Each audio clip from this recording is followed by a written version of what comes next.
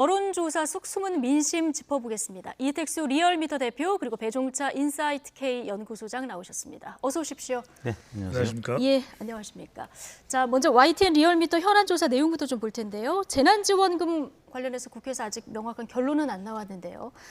전 국민에게 주는 것이 맞는가, 80%까지만 주는 것이 좋은가, 국민들에게 물어봤더니 찬반이 팽팽하게 맞섰습니다.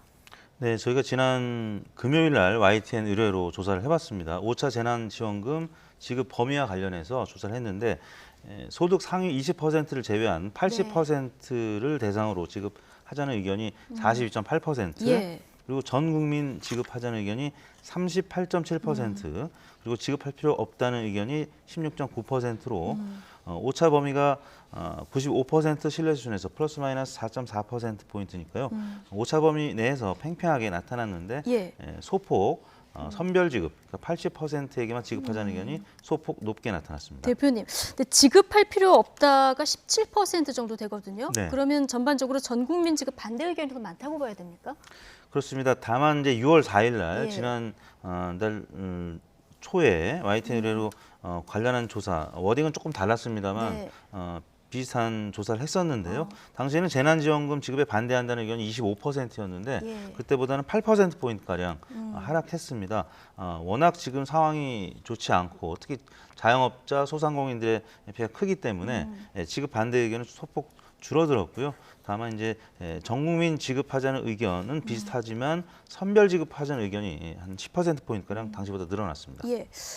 자, 이념 정당별로도 여론에 좀 차이가 있어 보이는데요. 지금 여야 이게 갈등 사안이지 않습니까? 그만큼 그 영향도 좀 있었다고 봐야 될까요? 그렇습니다. 민주당 지지층과 열린민주당 그리고 정의당 지지층에서는 보편 지급, 그러니까 전 국민한테 지급하자는 의견이 한 50% 안팎, 50% 정도 혹은 60% 정도로 나타났고요.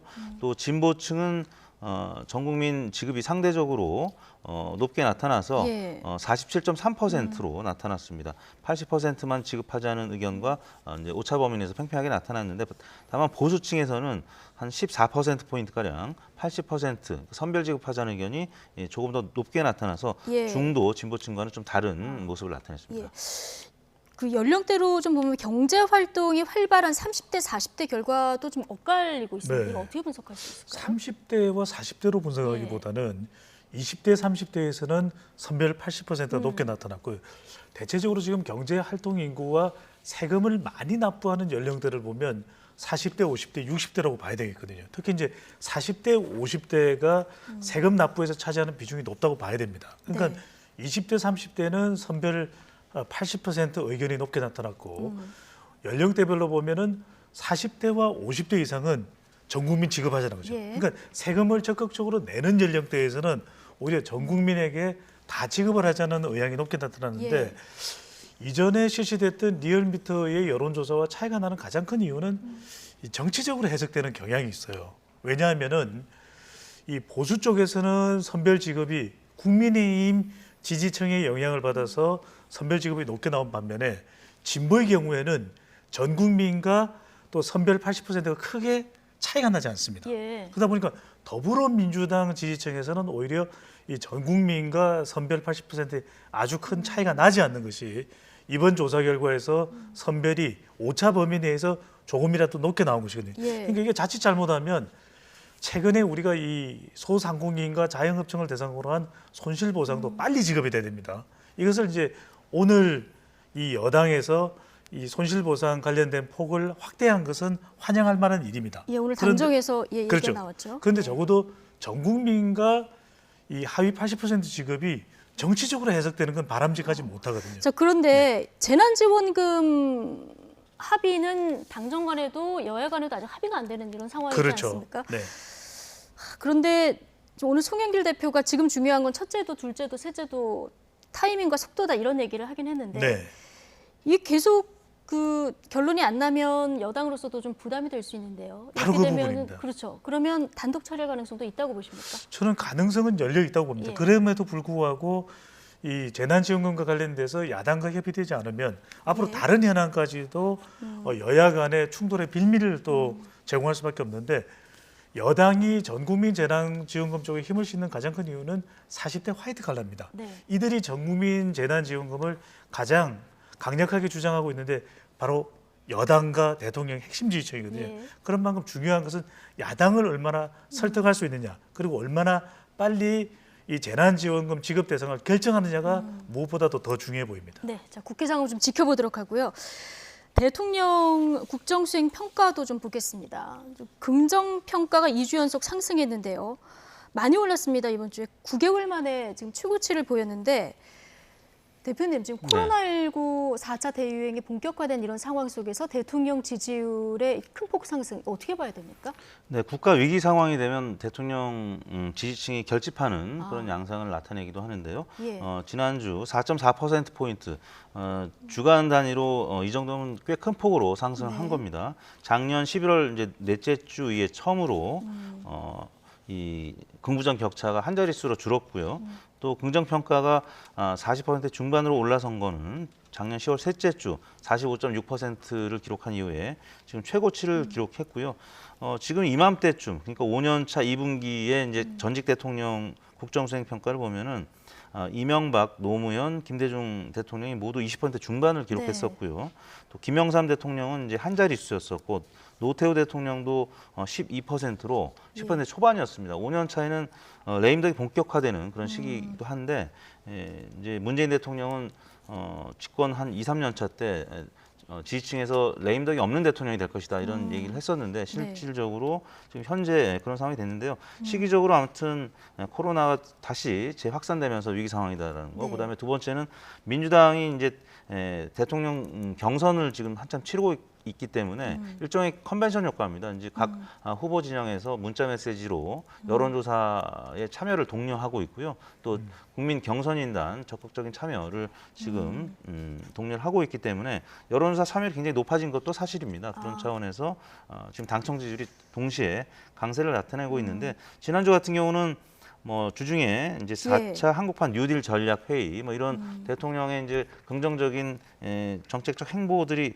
있었고요. 또 하나는 이제 일본 올림픽 관련해서 이 일본 기숙사 이제 이순신 장군과 관련된 현수막도 걸고 뭐 이런 과정이 한일 간에 이제 묘한 이제 긴장 관계로 확전이 됐었고 또 금요일 날 여론조사에는 반영은 안 됐습니다만 소마 히로이사 이제 공사가 대통령에 대한 좀 부적절한 표현을 하면서 이런 부분이 주 후반으로 갈수록 대통령지를 또 상승시키는 그런 요인으로 작용하기도 한 것 같습니다. 어쨌든 대통령 임기 후반 레임덕이 나타날 시기에도 지금 나타나지 않는 이런 거는 지금 위기 상황에 오히려 국민들이 힘을 실어주는 그렇죠. 이런 부분 플러스 민주당이 좀 경선 진행되는 그 영향도 좀 있다 이렇게 분석을 해주셨는데 정당 지지도도 보면 민주당이 이번에 국민의힘을 역전하는 이런 결과치가 나왔습니다. 이거 대통령 지지율 영향도 좀 있긴 할 텐데 이 영향이 큽니까 아니면 국민의힘 실점 포인트가 더 큽니까? 어떻게 보십니까? 두 가지가 다 작동했다고 봐야 되겠죠. 일단은 이제 중도층과 2030 세대, 특히 이제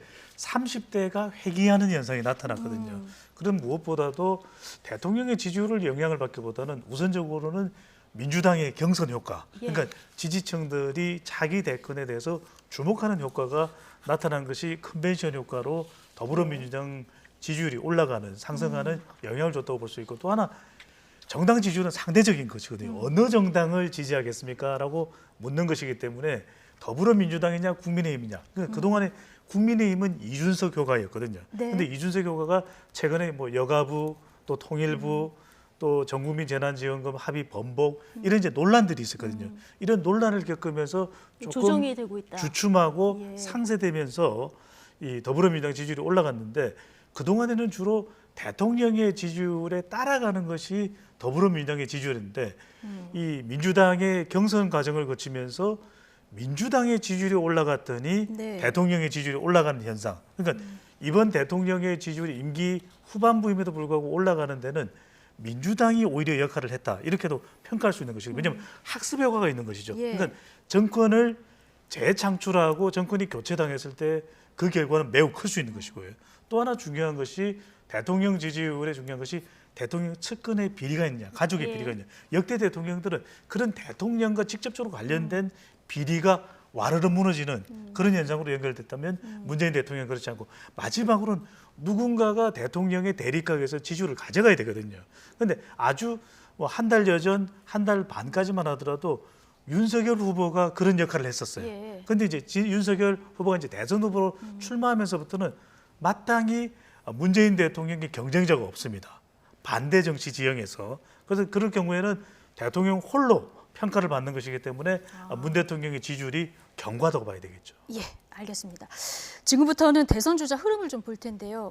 오늘 나온 추이를 분석하기 전에 여론조사 방식에 따라서 네. 이 지지율 추이가 좀 들쭉날쭉하다 이런 지적도 일부에서 나오는데 대체적으로 보면은 ARS를 통한 조사 방식에서는 윤석열 전 총장이 좀 앞서고요. 네. 그리고 지금 전화 면접으로 하는 여론조사는 이재명 지사가 좀 앞서는 이런 결과치가 나오고 있거든요. 네. 이건 어떻게 봐야 될까요? 이제 자세히 보시면은요, 예. ARS 조사하고 이제 전화 면접 조사의 공통점은 이재명 지사의 지지율은 대략 한 25% 중반으로 나타나고 있고요. 네. 다만 윤석열 전 총장의 지지율이 이 30%에서 이제 적게는 20%로 나타나고 있는데 그게 결국에는 샤이 야권 표심에 따라서 부동층의 규모와 윤석열 전 총장의 지지율이 오르락 내리락 하고 있다는 네. 것입니다. 이거는 뭐 과거에 민주당이 야당일 때도 마찬가지였었고요. 열세 정당, 열세 후보의 지지율이 이 전화 면접 조사에서 왜냐하면 갑자기 전화 받아서 모르는 면접원한테 자기 표심을 얘기하는 것이기 예. 때문에 조금 부담스러운 측면이 있죠. 그래서 비밀 투표의 원칙에 따라서 부동층으로 잡히는 그런 규모가 전화 면접 조사에 조금 많습니다. 근데 네. 이제 선거가 이제 종반으로 갈수록 투표일이 다가올수록 이런 부분들은 점차 이제 부동층이 줄면서 지지율 격차가 ARS나 전화 면접 조사나 뭐 크진 않거든요. 근데 지금 현재 또 시점 각각의 아직 장단점이 있겠습니다만은 또 ARS는 정치 고관여층 여론을 좀 과대 표집한다 이런 반대 또 지적도 있거든요. 그렇죠. 장단점이 이제 다 그 뭐 여론조사라는 게 이제 존재하겠습니다만. 그 당시에 실시하는 리트머스 종이 같은 리트머스 시험지 같은 그런 역할을 하는 겁니다. 그래서 전화 면접 조사는 응답률이 대략 한 20% 안팎되고요. ARS는 한 5% 안팎되는데 투표는 뭐 50%에서 대선 투표는 한 70%까지 가기 때문에 이제 대선 같은 경우는 나중에 큰 차이는 없을 겁니다. 근데 투표율이 낮은 선거에서는 이제 ARS처럼 정치 고관여층 투표할 분들이 투표하는 그런 결과가 더 이제 잘 맞기도 하는데 전문가들이 얘기하는 것처럼 이제 추이를 보자는 얘기 하잖아요. 근데 추이는 지금 뭐 윤석열 전 총장, 이재명 지사 뭐 하락하는 그리고 이낙연 후보가 좀 상승하는 이런 추이는 거의 공통적으로 나타나고 있기 때문에 그런 추이를 보고 또 여러 조사기관의 이제 결과들을 종합해서. 유권자분들이 빅데이터 이제 뭐 그 수집하듯이 종합적으로 보는 것이 중요할 것 같습니다. 예. 그 시청자분들이 그러니까, 보실 예. 때 ARS 조사는 더 적극적으로 분류가 되거든요. 예. 그러니까 ARS 조사와 면접원이 직접 질문을 하는 조사의 가장 큰 특징은 무당층과 나는 대권 후보 지지 후보가 없다는 이 지지 후보가 없다는 이 응답이 큰 차이가 납니다. 그러니까 예. ARS는 어쨌거나 저쨌거나 버튼을 눌러야 되기 때문에 더 적극적으로 조금이라도 더 선호한다면 답변할 수밖에 없는 것이고 예. 면접원이 직접 물어볼 경우에는 아주 적극적이지 않다면 굳이 내 마음을 다 드러낼 이유는 없는 것이거든요. 그러니까 대체로 자동응답 조사에서는 이 보수 성향이 있는 국민의힘 지지율이나 윤석열 보수 야권 후보의 지지율이 대체적으로 높게 나타나고요. 면접원이 직접 질문하는 경우에는 이재명, 이낙연 등 또 여권의 후보가 대체적으로 지지율이 높게 나타나는데 그래서 예. 어느 것이 정답이라고 보기는 힘들어요. 그러니까요. 그러니까 네. 예, 어떤 방식이든 간에 어쨌든 종합적으로 보면 추이는 좀 네. 나타나지 않습니까? 지금 말씀하신 대로 여권에서는 이낙연 전 대표가 상승하고 있고요. 오늘 나온 여론조사를 보니까 야권에서는 지금 최재형 전 감사원장 네. 그 상승도가 좀 약진이 눈에 띄는 이런 상황인데요. 전체 대권 주자 가운데 최재형 전 감사원장의 지지율 4위까지 올라가는 그런 상황이 됐습니다. 어떻게 보고 계십니까? 그 윤석열 전 총장이나 이재명 지사 같은 경우 지금 양강 구도를 형성하고 있는데 각 진영에서 워낙 공격을 많이 받았습니다. 윤석열 전 총장 같은 경우는 이제 엑스파일부터 시작해서 부인이 그 논문 논란이 있었고요. 그다음에 장모의 구속, 또 전 대변인의 이제 경찰 조사 예. 소식이 있었죠. 호재보다는 악재가 좀 더 많았던 지난 한 2주간이었었고요. 네. 이재명 사 같은 경우도 이제 TV 토론 과정에서 바지 논란이라든지 또 영화배우 김무선 씨 SNS, 네. 그다음에 이제 캠프 내에서 이제 경쟁 후보를 향한 또 비판적인 그런 글들 때문에 많은 공격을 받았던 한 네. 2, 3주간이었죠. 그래서 두 후보는 빠질 수밖에 없었고요. 예. 각 당에서 또 이제 당원들이라든지 지지층에서 또 대체제로서, 왜냐하면 1위 후보가 좀 흔들릴 경우에는 이제 2위 후보도 좀 지지율이 어느 정도 나와야지 예. 나중에 위기 상황이 됐을 때 또 지지를 할 수 있는 것이기 때문에 뭐 그런 차원에서 지금 각 당의 2위 주자, 각 진영의 2위 주자 이낙연, 최재형 두 후보의 지지율이 공통적으로 여론조사에서 지금 약진하고 있는 그런 모습을 나타내고 예. 있습니다. 보수 진보의 그 2위 주자들의 약진, 이거 좀 네. 눈여겨볼 필요가 있다 얘기해 주셨는데, 자, 후보들마다 앞으로 여러 가지 의혹에 대한 이제 검증을 어떻게 돌파하느냐, 이 네. 부분도 굉장히 중요할 텐데요. 오늘 윤석열 전 총장이 삼부토건 골프 접대 의혹, 이 부분이 이제 언론에 보도가 됐습니다. 근데 윤석열 전 총장 처가 의혹 아니고 본인 의혹으로는 아마 이제 처음 공식적으로 제기가 된 것 같은데, 조금 더 적극적으로 대응하는 모습이에요. 그러니까 일단은 악의적 오보라고 이야기를 예. 했습니다. 그만큼 적극적으로 본인 스스로의 의혹에 대해서 더 적극적으로 대응할 수밖에 없는 것은 본인의 의혹이 맞는 경우에 조금이라도 그건 치명적일 수밖에 없습니다. 왜냐하면 예. 배우자의 의혹의 경우에는 아직까지는 지지층까지는 영향을 안 줍니다. 윤석열 후보와 관련된 중요한 지지 기반은 국민의힘 지지층이 가장 크고요. 네. 그 다음으로는 이제 이 외연을 확장한다는 의미에서는 이제 중도층과 또 MZ 세대까지 있는데, 뭐 배우자와 관련된 의혹들은 일단 이 적극적으로 관망하고 있는 상태입니다. 특히 이제 바로 영향을 받는 경우 이제 중도층과 2030 세대는 충분히 규명이 안 되네, 영향을 받을 수가 있는데 네. 본인과 관련된 의혹은 국민의힘 지지를 가장 많이 받는 우리가 알고 있었던 예. 윤석열 후보가 아니네. 본인 스스로가 의혹이 있는 인물이라면 완주를 못할 수도 있다. 이렇게 판단이 되는 순간 국민의힘 지지층에 변화가 올 수 있는 것이거든요. 예. 윤 후보의 지지를 떠나서 최재형 후보 쪽으로 갈 수 있는. 그러니까 지금 당장은 나타나는 지지율의 결과를 보면은 최재형 후보가, 최재형 전 감사원장이 윤 후보의 지지율을 가져가고 있지는 않아요. 예. 그래도 지지율이 조금이라도 더 올라간 결과를 보이고 있는 것은 특히 지역적으로는 PK 지역, 세대로 보면은 60대 이상, 이념 기반은 정통 보수. 그러니까 이 최재형 전 감사원장의 정치적인 이미지가 과거에 한나라당의 대표와 대선 후보로서 역할을 했던 이회창 전 예. 이 또 감사원장 출신이기도 합니다. 네. 그러니까 그런 이미지 연상 효과가 있거든요. 그러니까 아직까지는 윤 후보의 지지율에까지 영향을 주는 정도의 최재형 전 감사원장의 존재감은 아니지만 본인의 의혹을 윤 후보가 받을 경우에 그 네. 지지율을 누군가는 가져가는 상황이 연출될 수 있는 것이죠. 예. 자, 최재형 감사원장 지지율이 앞으로 여기서 더 확장될지 좀 지켜봐야 되는데, 최재형 감사원장에 대해서도 자녀에게 아파트를 헐값으로 임대했다, 이런 의혹이 오늘 제기가 됐는데, 일단 월세 100만 원에 반전세다, 이런 해명이 나왔습니다. 어쨌든 이런 의혹들이 제기됐을 때 해명, 그리고 어떻게 대응하느냐, 이 부분이 굉장히 중요하지 않겠습니까? 그렇습니다. 네거티브가 나왔을 때 일단 상승세가 좀 멈칫할 수 있죠. 근데 대응을 잘해서 그 위기를 넘길 수도 있는 것이고, 만약에 해명이 좀 설득력이 없다라고 하면 지지율이 좀 빠질 수도 있는 건데, 일단 최재형 원장 같은 경우는 그 김영우 전 의원이 이제 상황실장을 맡고 있고요. 네.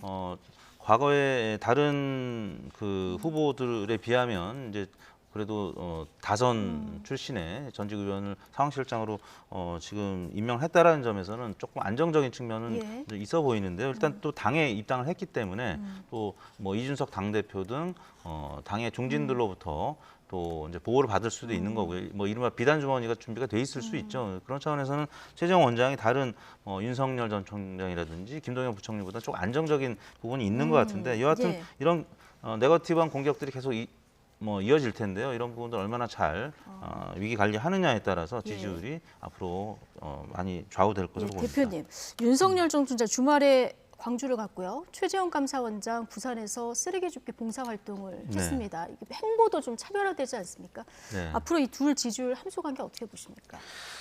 윤석열 전 총장의 지지율이 사실 이제 만약에 하락한다면 뭐 홍준표 전 대표라든지 유승민 전 대표 등이 흡수하기보다는 최재형 원장이 흡수할 가능성이 조금 더 크죠. 네. 그리고 김동연 전 부총리도 마찬가지고 그런 차원에서 지금 윤석열 또 최재형 원장의 두 분의 행보가 많이 주목을 받고 있는데요. 네. 일단 그 결은 좀 다릅니다. 각 캠프에서 이제 면밀히 이제 전략을 짜서 이제 준비를 하고 있는 것 같은데 각자의 이제 강점을 내세울 수 있는 혹은 외연 확대를 할 수 있는 그런 지점 그리고 이제 사람을 만나고 있는 그런 상황인데요.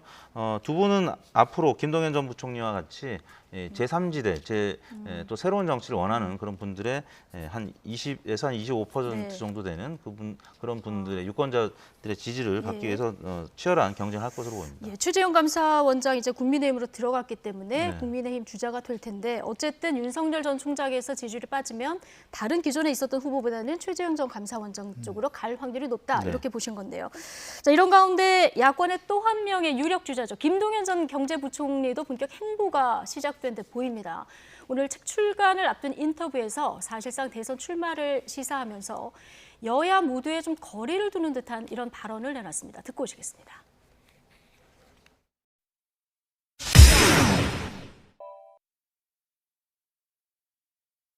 공직자는 퇴직 후에도 사회에 대해서 무한 책임을 져야 되는 것이지 이런 문제에 있어서 어떤 식으로 기여할 수 있는 지는 여러 가지 길이 있겠습니다만 어떤 네. 길도 마다하지 않고 제가 이와 같은 미래와 또 우리 국민을 위한 길이라면은 헌신을 하는 것이 제 도리가 아닌가 생각하고 있습니다.